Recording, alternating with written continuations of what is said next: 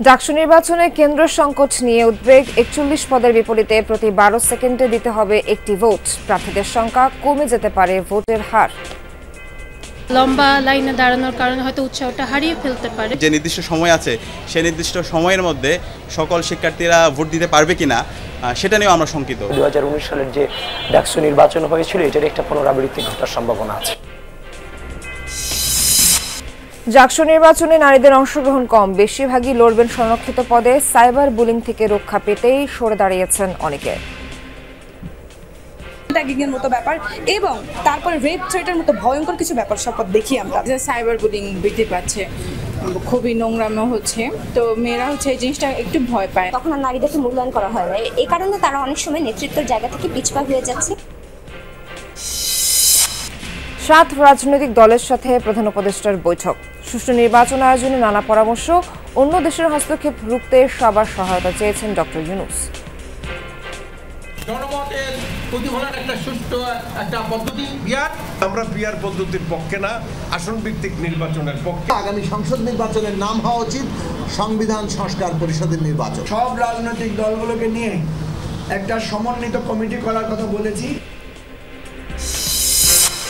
দুর্বল ৯ আর্থিক প্রতিষ্ঠান বন্ধের খবরে দুশ্চিন্তায় পুঁজিবাজারে বিনিয়োগকারীরা। ফেরত চান অর্থ, আইন অনুযায়ী সুরক্ষা দেওয়ার আশ্বাস বিএসইসির।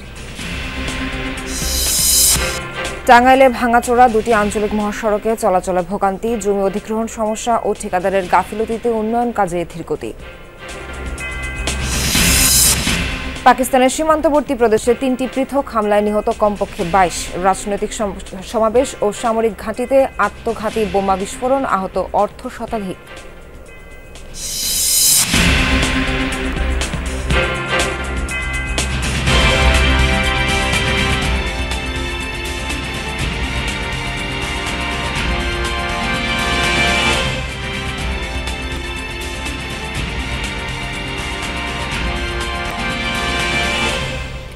শুভ সকাল, স্বাগত সবাইকে। আমন্ত্রণ যমুনা নিউজে। এতক্ষণ শিরোনাম দেখছিলেন, পুরো খবর জানাবো নাবিলা সোহার। ডাকসু ও হল সংসদ নির্বাচন ঘিরে উৎসাহ আগ্রহের কমতি নেই প্রার্থী ভোটার কারো।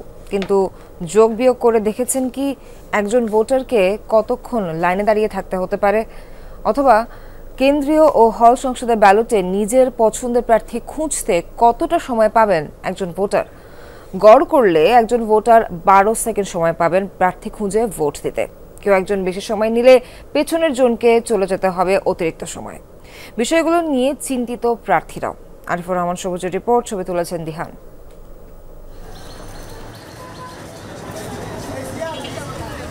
প্রায় ৬ বছর পর অনুষ্ঠিত হতে যাচ্ছে ডাকসুর নির্বাচন।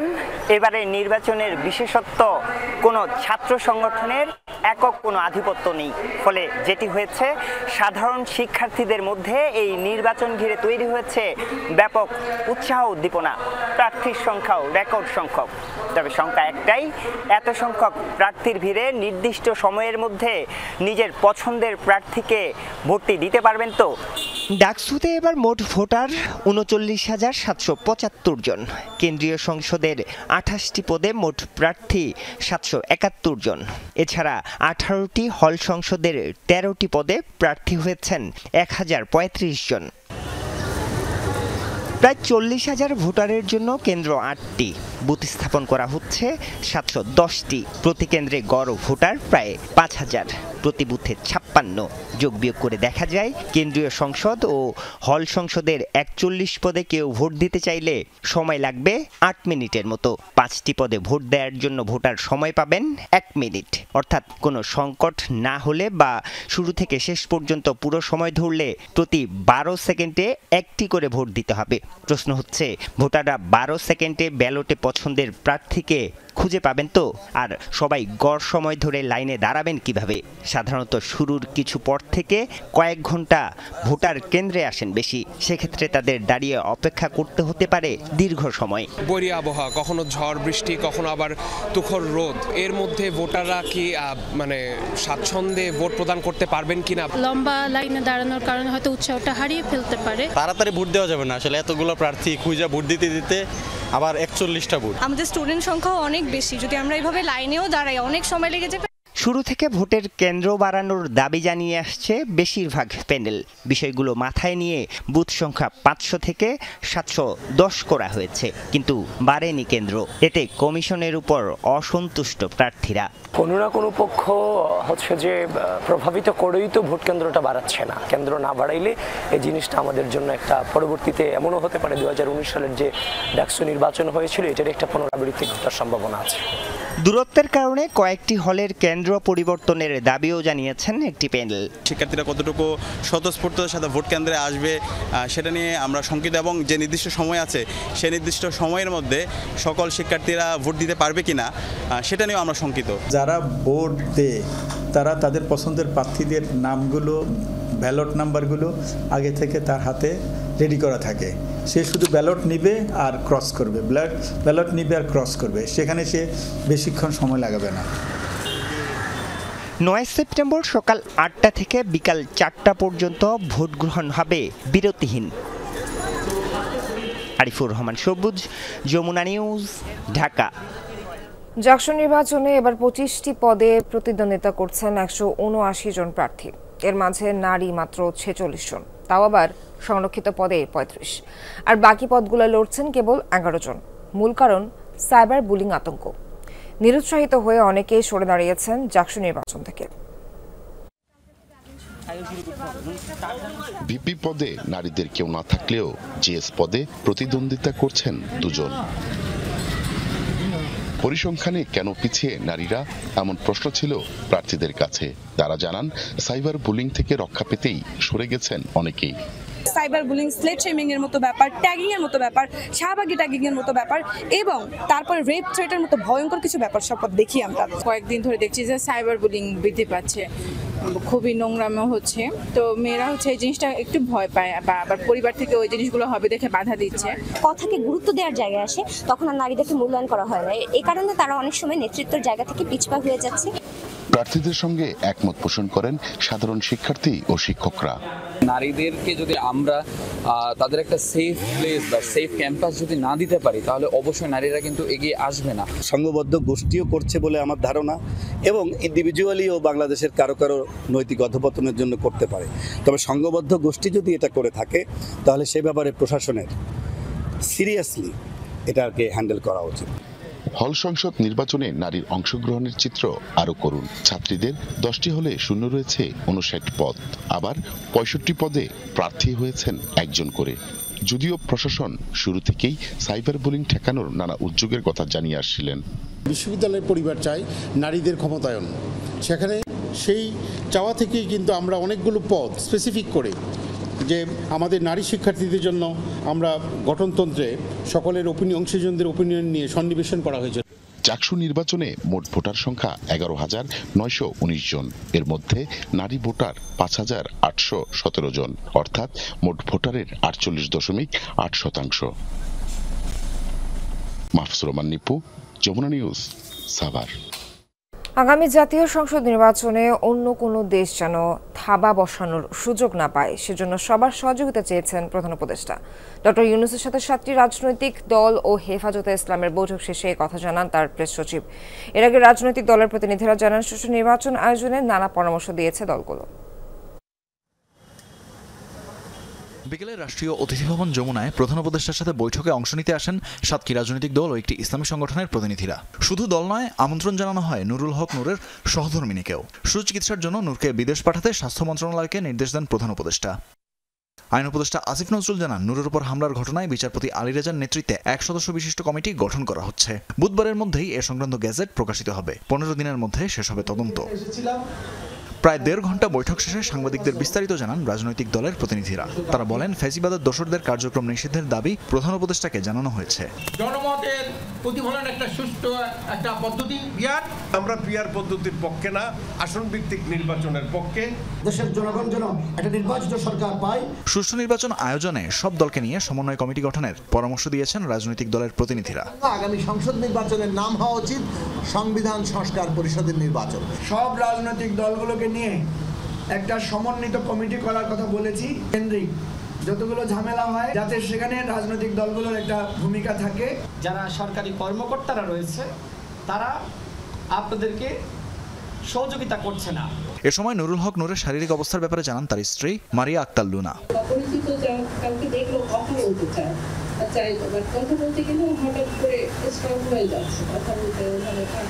পরে সাংবাদিকদের সাথে কথা বলেন প্রেস সচিব, জানান যারা অন্তর্বর্তী সরকারকে নির্বাচন পর্যন্ত যেতে দিতে চায় না তারা সর্বোচ্চ বাধা দেওয়ার চেষ্টা করবে। এজন্য সবাইকে ঐক্যবদ্ধ থাকার আহ্বান জানিয়েছেন প্রধান উপদেষ্টা। জীবনে কখনো ভোট দিতে পারেনি তাদের জন্য এই নির্বাচন ভালো অভিজ্ঞতা তাদের জন্য এই নির্বাচনে ভালো অভিজ্ঞতা দিতে হবে। যারা ভোট দিতে গিয়ে তিক্ত অভিজ্ঞতার সম্মুখীন হয়েছেন পূর্বে তাদেরও ভালো অভিজ্ঞতা দিতে হবে। আসন্ন দুর্গাপূজায় অনেকে অপ্রীতিকর পরিস্থিতি সৃষ্টি করতে তৎপর থাকবে, এ ব্যাপারে সবাইকে সতর্ক থাকার আহ্বান প্রধান উপদেষ্টার। এবারও উৎসব মুখর পরিবেশে শান্তিপূর্ণভাবে সারা দেশে উদযাপিত হবে। তানভীর মৌসুম, যমুনা নিউজ, ঢাকা। দেশ ছেড়ে পালালেও ভারত থেকে প্রতিনিয়ত উস্কানি দিচ্ছেন শেখ হাসিনা, এই অভিযোগ করেছেন বিএনপি মহাসচিব মির্জা ফখরুল ইসলাম আলমগীর। কোনো আঘাত এলে নেতাকর্মীদের তা প্রতিহতের নির্দেশও দেন তিনি। আর স্থায়ী কমিটির সদস্য গর্ষচন্দ্র রায় বলছেন, অদৃশ্য শক্তি নির্বাচন বানচালের চক্রান্ত করছে। দলের সিনিয়র যুগ্ম মহাসচিব রিজভী আহমেদ ফ্যাসিবাদের সহযোগী হিসেবে জাতীয় পার্টির বিচার দাবি করেন। মঙ্গলবার রাজধানীর পৃথক অনুষ্ঠানে বিএনপি নেতারা এসব কথা বলেন। বৃক্ষরোপণ ও পরিষ্কার পরিচ্ছন্নতা অভিযানে ঢাকা মহানগর উত্তর ও দক্ষিণ বিএনপি দলের প্রতিষ্ঠাতা জিয়াউর রহমানের যুগান্তকারী খাল খনন কর্মসূচিকে সামনে রেখে এবার ভরাট খাল পুনরুদ্ধারে নেতাকর্মীরা। বিএনপির ৪৭তম প্রতিষ্ঠাবার্ষিকী উপলক্ষে মঙ্গলবার ঢাকা মহানগরে বিজয় র্যালি করার কথা ছিল বিএনপির, কিন্তু জনদুর্ভোগ বিবেচনায় তা বাতিল করে নেওয়া হয় এই ব্যতিক্রমী কর্মসূচি। নির্বাচনকে বানচাল করার জন্য বিভিন্ন ষড়যন্ত্র করে যাচ্ছে। বিকেলে ঢাকা মহানগর উত্তর বিএনপির কর্মসূচিতে যোগ দেন মহাসচিব মির্জা ফখরুল ইসলাম আলমগীর। তুরাগপাড়ের দিয়াবাড়ি খাল পরিষ্কার পূর্ব সংক্ষিপ্ত সমাবেশে তিনি বলেন, প্রধান উপদেষ্টা দেশে সুষ্ঠু নির্বাচন দেওয়ার চেষ্টা করছেন, কিন্তু ভারতে বসে শেখ হাসিনা দেশকে অস্থিতিশীল করার চক্রান্তে লিপ্ত।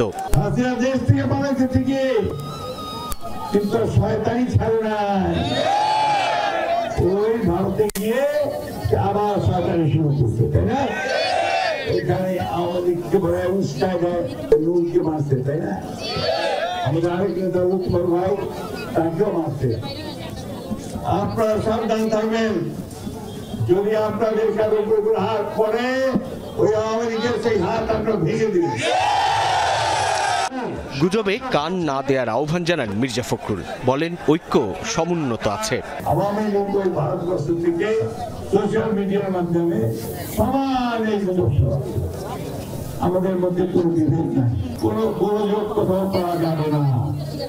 বিশেষ করে নির্বাচনগুলো হচ্ছে ছাত্রী সংগঠনের ছাত্র বিশ্ববিদ্যালয়গুলো, এখানে আমরা কোনো গোলযোগ দিচ্ছি না।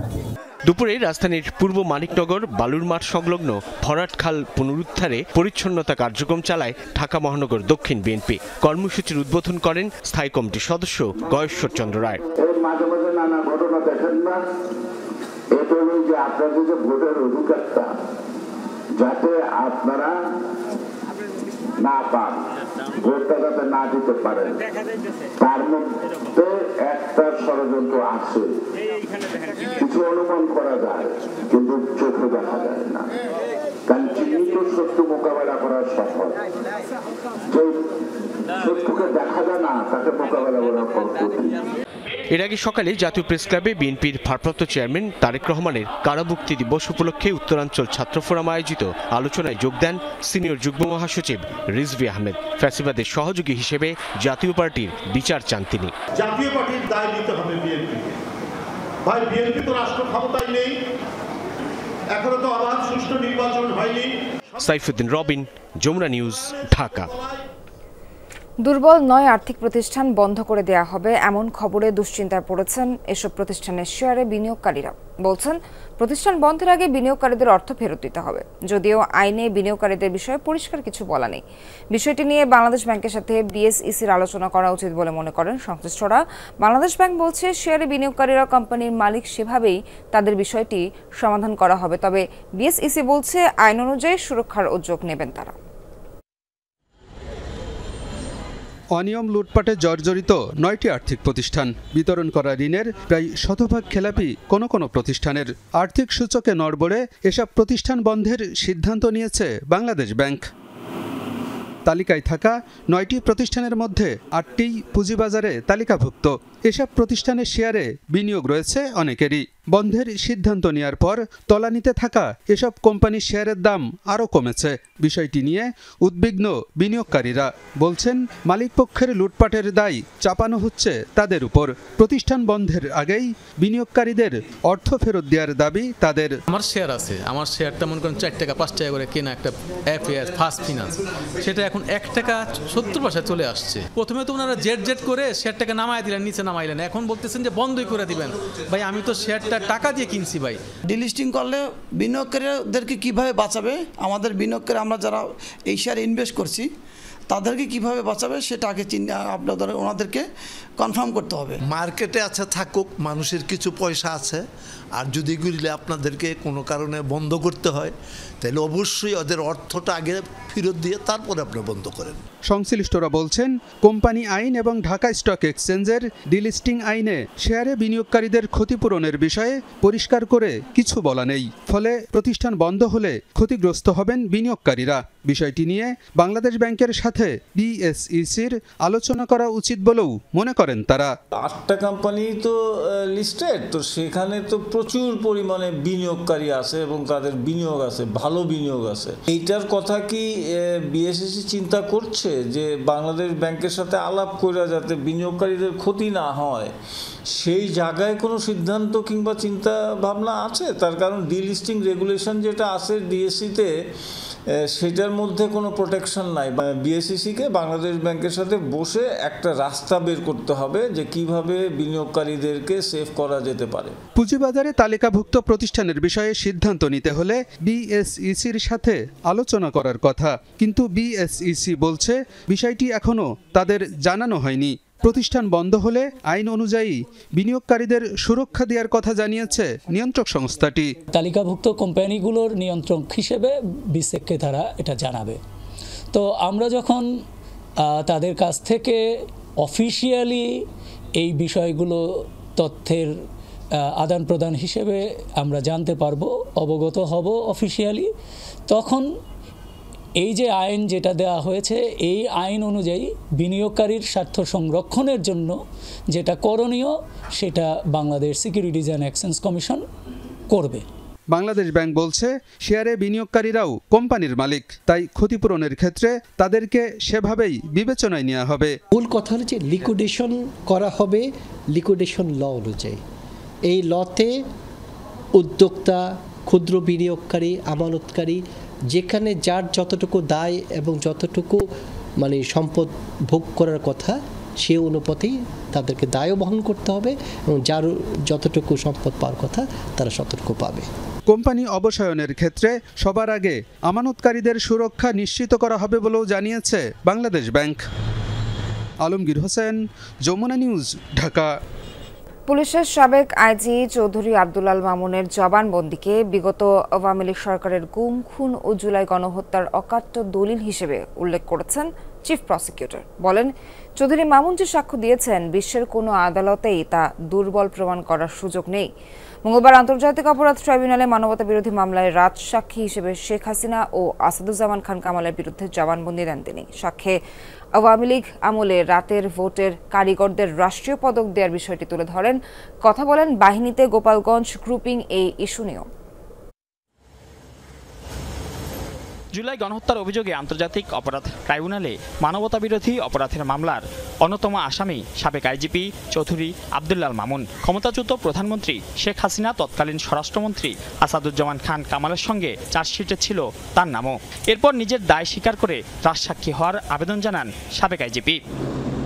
জবানবন্দিতে তুলে ধরেন জুলাই গণহত্যার নেপথ্যে শেখ হাসিনা সহ আওয়ামী লীগের প্রভাবশালী নেতা, মন্ত্রী ও পুলিশের ভূমিকা। আন্দোলন দমনে মারণাস্ত্র ব্যবহার, হেলিকপ্টার থেকে গুলি ও ব্লক রেডের সিদ্ধান্ত হয় রাজনৈতিকভাবে। জানান, প্রাণঘাতী অস্ত্র ব্যবহারের নির্দেশনা এসেছিল গণভবন থেকেই। স্বরাষ্ট্রমন্ত্রীর বাসায় কোর কমিটির মিটিং হতো। এই কোর কমিটিতে উনি ছিলেন সহ আরও যারা ছিলেন উনি তাদের নাম বলেছেন। সেখানে সিদ্ধান্ত হতো কিভাবে এই আন্দোলন দমন করা যায়, কোন কোন পদ্ধতিতে এই আন্দোলন দমন করা হবে এবং সমন্বয়কদেরকে আটক করে তাদেরকে জোরপূর্বক আন্দোলন উইথড্র করান এবং তাদের ফ্যামিলির উপরেও নির্যাতন করা হয়েছে, এই সকল বর্ণনা উনি এখন পর্যন্ত দিয়েছেন। এ সময় 2014 সাল থেকে 2024 সাল পর্যন্ত পুলিশকে রাজনৈতিক উদ্দেশ্যে ব্যবহার, নির্বাচনে কারসাজি সহ গুম খুনের বিষয়গুলো উঠে আসে সাবেক আইজিপির বক্তব্যে। নির্যাতন কিভাবে করা হতো, কারা উঠিয়ে নিয়ে আসতো, কাকে উঠিয়ে নিয়ে আসা হতো, এইটা কিভাবে নির্ধারিত হতো, এটা বলেছেন উনি যে এটা প্রধানত প্রধানমন্ত্রীর দপ্তর থেকে তাকে দেওয়া হতো। ওই সময়কার আইজিপি জাভেদ পাটোয়ারি সাহেবের পরামর্শে এই রাত্রে 50 ভাগ ভোট ব্যালট বাক্সে সিল মেরে ব্যালট ভরে দেওয়ার সিদ্ধান্তটা নিয়েছিলেন তৎকালীন সরকার। চৌধুরী আব্দুল্লাল মামুনের এই সাক্ষ্যকে জুলাই গণহত্যা সহ বিগত আওয়ামী লীগ আমলে গুম খুনের ঘটনার অকাট্য দলিল হিসেবে উল্লেখ করেন চিফ প্রসিকিউটর। বাংলাদেশের যে কোনো আদালতেই শুধু নয়, বিশ্বের যে কোনো আদালতে গেলে এই সাক্ষ্যকে দুর্বল প্রমাণ করার বা এই সাক্ষীর বক্তব্যের মাধ্যমে যে বক্তব্যটা তিনি আদালতে দিয়েছেন সেটাকে রিফিউট করার কোনো ধরনের মেকানিজম কারো কাছে নেই। এটি একটি অকাট্য অপ্রতিরোধ্য সাক্ষ্য দেওয়ার সময় এজলাসে আন্দোলন দমনে অতিরিক্ত বল প্রয়োগ, ছাত্র জনতাকে হত্যার ঘটনায় ক্ষমা প্রার্থনা করেন চৌধুরী মামুন। আমরা যে মামলাটার এখানে বিচার্য আজকে সেটা হচ্ছে জুলাই আগস্টে যে সংগঠিত মানবতা বিরোধী অপরাধ, সেই চ্যাপ্টারটুকু। এর বাইরে গুম এবং এক্সট্রা জুডিশিয়াল কিলিং গত 15 বছরে যা কিছু আছে সেগুলোর কিন্তু আলাদা আবার বিচার আছে। সুতরাং উনি যে মামলা সাক্ষী দিচ্ছেন সেই মামলার ব্যাপারে যতটুকু বক্তব্য সেটাই আদালত গ্রহণ করবেন এবং সেই অনুযায়ী নির্ধারণ করবেন যে তার ব্যাপারে আদালত কি দৃষ্টিভঙ্গি গ্রহণ করবেন। এটা কমপ্লিটলি আদালতের বিষয়। সাবেক আইজিপি চৌধুরী আব্দুল্লাল মামুন সহ এখন পর্যন্ত এই মামলায় সাক্ষ্য দিয়েছেন 36 জন। মাইনুল মারুফ, যমুনা নিউজ, ঢাকা। টাঙ্গাইলে দুটি আঞ্চলিক মহাসড়কে চলাচলে চরম ভোগান্তি পোহাতে হচ্ছে যাত্রীদের। ভাঙাচোরা ও সরু সড়কগুলো প্রশস্ত করার কাজ 2023 সালে শুরু হয়, কিন্তু জমি অধিগ্রহণ সমস্যা ঠিকাদারের গাফিলতিতে অগ্রগতি সন্তোষজনক নয়। প্রকল্পের মেয়াদ বাড়ানো হলেও নির্ধারিত সময়ে কাজ শেষ হবে কিনা সেটি নিয়ে সন্দিহান স্থানীয়রা। এ বিষয়ে প্রয়োজনীয় ব্যবস্থা নেওয়ার কথা বলছে সড়ক বিভাগ। সড়কে অসংখ্য খানাখন্দ, কোথাও আবার পিচের অস্তিত্বই নেই, অথচ এই আঞ্চলিক মহাসড়কে প্রতিদিন ছোট বড় হাজারো যানবাহনের চলাচল। টাঙ্গাইল শহরের কাকমারা থেকে নাগরপুর হয়ে মানিকগঞ্জের আরিচা পর্যন্ত গেছে সড়কটি। গুরুত্ব বিবেচনায় 59 কিলোমিটার রাস্তা প্রশস্ত করার কাজ শুরু হয় 2023 সালে। ব্যয় ধরা হয় 1635 কোটি টাকা। 1 বছর বাড়িয়ে প্রকল্পের মেয়াদ ধরা হয়েছে 2026 সালের ডিসেম্বর পর্যন্ত। কাজের অগ্রগতি 60%, কিন্তু বাজেট স্বল্পতায় জমি অধিগ্রহণ সম্পন্ন না হওয়ায় থমকে গেছে কাজ। ভাঙাচোরা রাস্তায় ভোগান্তির শেষ নেই চলাচলকারীদের।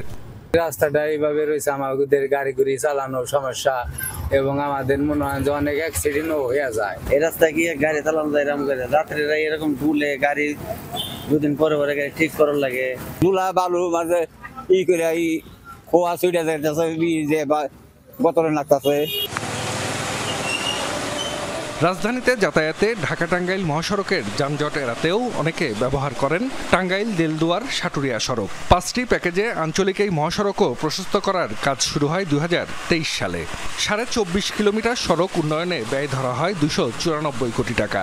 ভূমি অধিগ্রহণ জটিলতার কারণে প্রকল্পের মেয়াদ 2025 সালের জুন থেকে বাড়িয়ে 2026 সালের জুন পর্যন্ত করা হয়েছে, কিন্তু সরকার পরিবর্তনের পর থেকে ঠিকাদার লাপাত্তা থাকায় বন্ধ দুটি প্যাকেজের কাজ। বেহাল রাস্তায় দুর্ভোগ পোহাতে হচ্ছে যাতায়াতকারীদের। খুবই কষ্টে যাতায়াত করি, রাস্তার অবস্থা খারাপ, একটু বৃষ্টি হলে পানি বেঁধে থাকে, শরীর মরিল ব্যথা হয়ে যায় আর কি। এই দিক দিয়ে আসলে অনেক যাত্রী আছে, এই দিক দিয়ে আসে না। রাস্তাটা গত 2 বছর ধরে ভেঙে খারাপ করে রাখছে, রাস্তার কোনো কাজ করে না।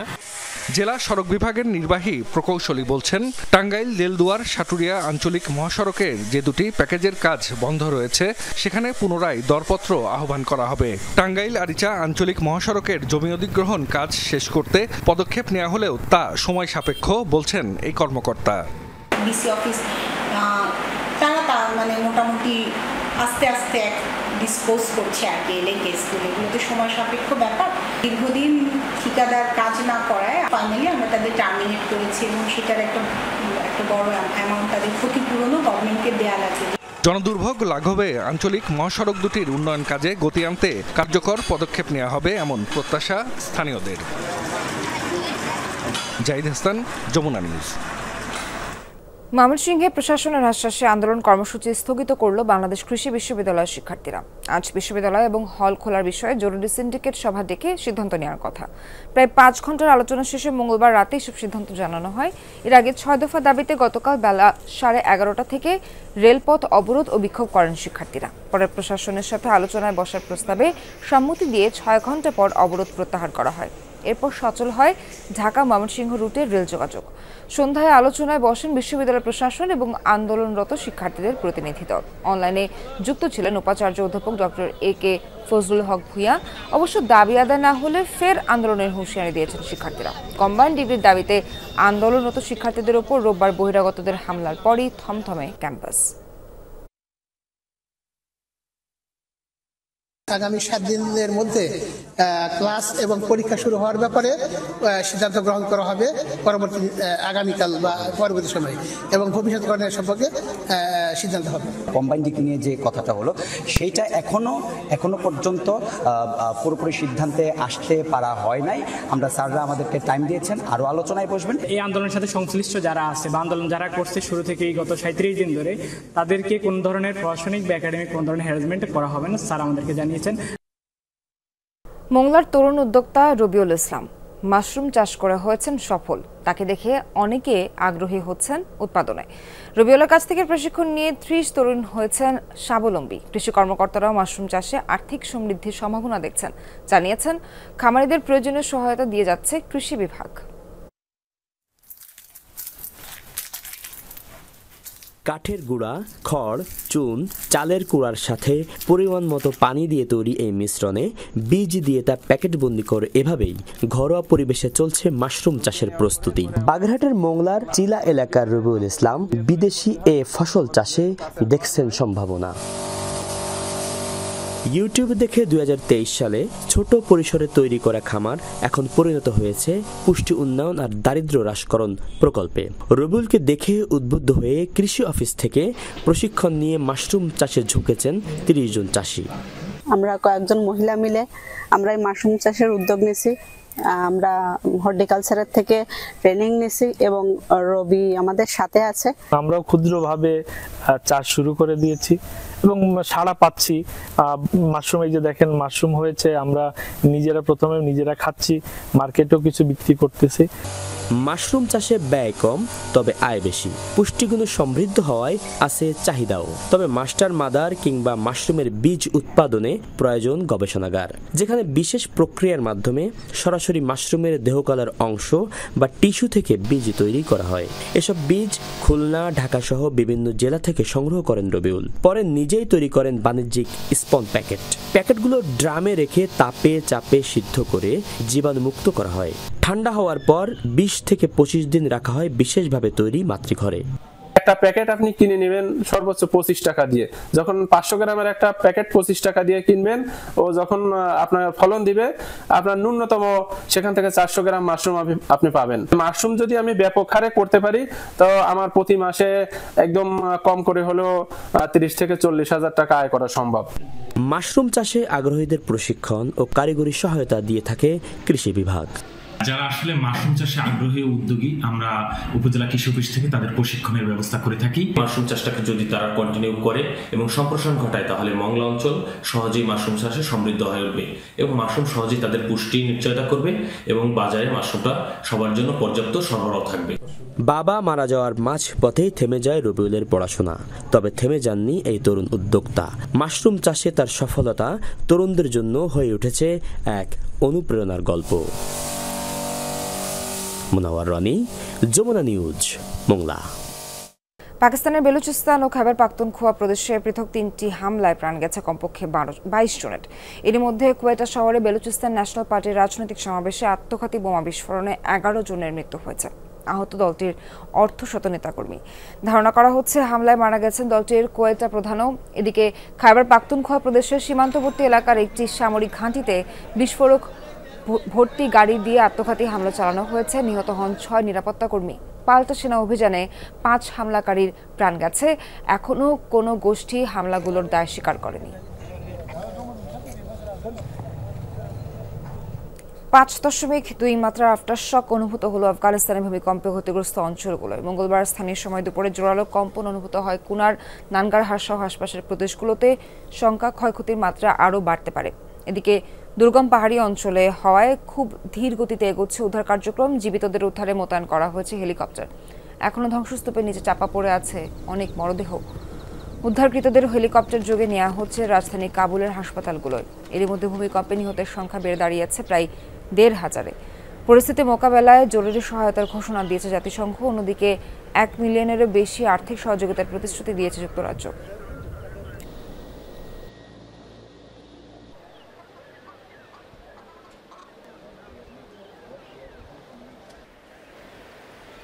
ইসরায়েলকে বরাবরই অন্ধ সমর্থন করে যুক্তরাষ্ট্র।